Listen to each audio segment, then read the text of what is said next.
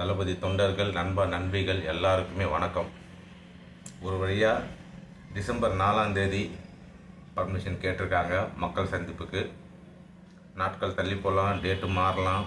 ஆனால் நிச்சயம் டிசம்பர் மக்கள் சந்திப்பு அப்படிங்கிறது கண்டிப்பாக நடக்கும் அப்படிங்கிற நியூஸ் தான் வந்திருக்கு. அதுக்காக வாழ்த்துக்கள், வரவேற்கிறோம். மிகப்பெரிய துயரம், ஒரு கரூர் சம்பவத்துக்கு அப்புறம் மக்களை சந்திக்கிறோம் அப்படிங்கிற ஒரு முன்னெடுப்பு இருக்கு இல்லையா? அது மிகப்பெரிய சவால், ஒரு மிகப்பெரிய ஒரு முயற்சி. சரியான கட்டமைப்பு, மக்கள் பாதுகாப்பு, இதெல்லாம் ஒருங்கிணைச்சு ஒரு மக்கள் சந்திப்பை கொண்டு வராங்க. ரொம்ப முக்கியம். இதுக்கு முன்னாடி இந்த கட்டமைப்பு இல்லையா அப்படின்னு கேட்டிங்கன்னா, இருந்தது அப்படிங்கிறது தான் உண்மை. எது இல்லாமல் இருந்தது அப்படின்னா ஒரு முன்னெச்சரிக்கை. இப்படியும் எதிராளிகள் பண்ணுவாங்களா அப்படின்னு தெரியாத ஒரு நிலை. இன்றைக்கி அதுவும் தெரிஞ்சு இது போல் நடக்கிறதுக்கான வாய்ப்புகளும் இருக்குது அரசியலில் அப்படிங்கிறது புரிஞ்சு ஒரு மிகப்பெரிய கட்டமைப்போட மக்கள் சந்திப்பு அப்படிங்கிறது நடக்க போகிறது மிகப்பெரிய வரவேற்கத்தக்க விஷயம்.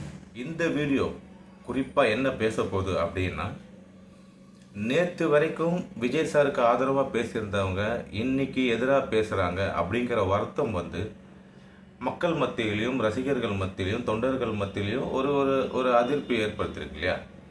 அது தேவையில்லை அப்படின்னு சொல்கிறதுக்காகத்தான். ஏன் அப்படின்னா, நான் விசாரித்த வரைக்கும், களத்தில் இருந்த வரைக்கும் தெரிஞ்சுக்கிட்ட ஒரு விஷயம் என்னன்னா, நேற்று பேசினாங்க இல்லையா, விஜய் சார் அவர்களுக்கு ஆதரவாக பேசினாங்க இல்லையா, அவங்க எல்லாம் ஒரு மிகப்பெரிய எதிர்பார்ப்பு. சொல்லப்போனால் விஜய் சார் இடத்துக்கே ஆசைப்பட்டு தான் ஆதரவு தெரிவிக்கிறது. நம்ம யோசனைப்படி கட்சியை நடத்தின்னு போயிடலாம் அந்த எண்ணத்தில் தான் ஆதரவிக்கிறது. அங்கே உள்ளே போய் பார்த்தா அதெல்லாம் இல்லை. அந்த மனுஷன் ரொம்ப தெளிவாக அவருடைய ரசிகர்களுக்கு முன்னுரிமை கொடுத்து பொறுப்பு கொடுக்குறாரு. அதுதானே வரவேற்கத்தக்க விஷயம், அதுதானே முக்கியம். நீங்கள் இன்றைக்கி அவர் அரசியல் தொடங்கின அப்புறம் ஜாயிண்ட் ஆகிடுச்சு ஏதோ ஒன்று பண்ணணும்னு நினைக்கிறீங்கல்ல. ஆனால் 20-25 வருஷமாக எந்த ஒரு எதிர்பார்ப்புமே இல்லாமல் அவருக்காக ரசிகர் மன்றத்தை தொடங்கி அவர் சொன்னாருன்னு மக்கள் இயக்கமாக மாறி 20-25 வருஷம் சர்வீஸ் பண்ணியிருக்காங்கல்ல. அவங்கள விட்டுற முடியாதுல்ல. அவங்களுக்கு முன்னுரிமை கொடுக்கறது தானே நியாயம். ஒரு பொது மேடையில் அவர் ஆல்ரெடி சொல்லியிருக்காரு, உங்களால் நான் வளர்ந்துட்டேன், என்னால் நீங்கள் எல்லாரும் வளரணும் அப்படின்னு சொல்லியிருக்காருல்ல. அதுக்கான காலகட்டம் தானே இது. அவங்களுக்கு அரசியல் தெரியுமா? அவங்க ரசிகர்கள் தானே. அவங்க எல்லாருமே 20-25 வருஷமாக சர்வீஸ் பண்ணியிருக்காங்க. அதுதான் முக்கியமான குவாலிட்டி அரசியலுக்கு.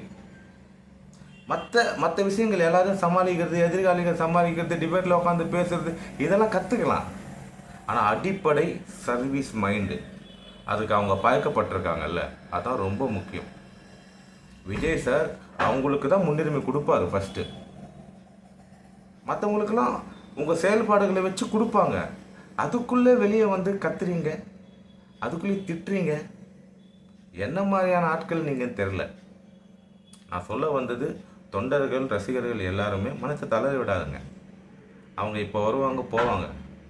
ஆனால் எந்த ஒரு எதிர்பார்ப்புமே இல்லாமல் விஜய் சாருக்கு பின்னாடி நிற்கிற அந்த மக்கள் பலம் இருக்குல்ல, ரசிகர் படையோட அந்த மக்கள் பலமும் இணைஞ்சி 2026 மிகப்பெரிய மாற்றத்தை உருவாக்கும். அதில் கடுகளவும் அது மாறவே போகிறதில்ல. கண்டிப்பாக நடக்கும். நீங்கள் தைரியமாக செயல்படுங்க. இன்னொரு முக்கியமான விஷயம், சமீபத்தில் தமிழராக இருந்தால் எனக்கு ஓட்டு போடுங்க, கிறிஸ்டினாக இருந்தால் அவருக்கு ஓட்டு போடுங்கன்னு ஒரு மதசாயை பூசி ஒரு கட்டமைப்பு உருவாக்க பார்க்குறாங்க. விஜய் சார் ஒரு மதத்துக்குள்ளே அடங்கக்கூடிய ஒரு மனுஷரை, ஜாதி, மதம், இனம் கடந்து எல்லா மனிதர்களும் நேசிக்கக்கூடிய ஒரு மனிதன். அவர் ஒரு மனிதராக தான் எல்லாரும் பார்க்குறாங்க. அதை தாண்டி தமிழர், அது போதும். மிக முக்கியமான தமிழனோட அடையாளமே அனைத்து உயிர்களும் நேசிக்கிறது. அப்படி அனைத்து உயிர்களையும் நேசித்து ஒரு மனிதனாக அரசியலுக்கு நிற்கிறார்ல, அந்த மிகப்பெரிய அடையாளம் அவருக்கு போதும். நீங்கள் ஒரு புதுசாக மத சாயம் பூசுறதுக்கெல்லாம் மக்கள் ஏற்றுக்க மாட்டாங்க. நீங்கள் தான் அசிங்கப்படுவீங்க அப்படிங்கிறது உங்களுக்கும் சொல்லிக்கிறேன். அது ஒரு பக்கம் இருக்கட்டும்.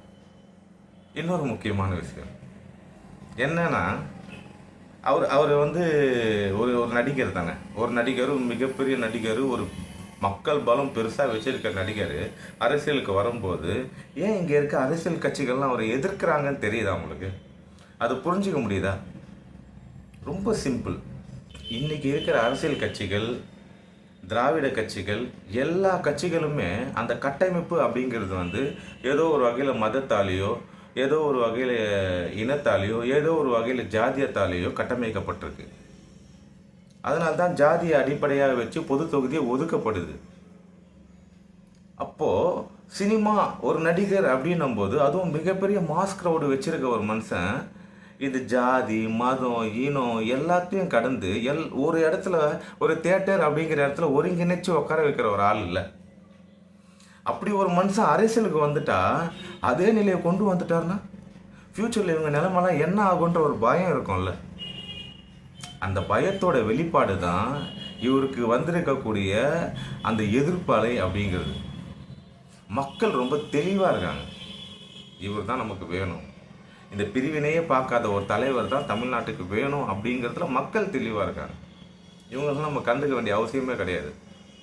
ஸோ நம்ம எல்லாரும், ஒரு மாற்றத்தை விரும்புகிற அனைவரும் விஜய் சாருக்கு ஆதரவாக இருப்போம். சத்தியம் வெல்லும், நியாயம் வெல்லும், மனிதம் வெல்லும். நன்றி, வணக்கம்.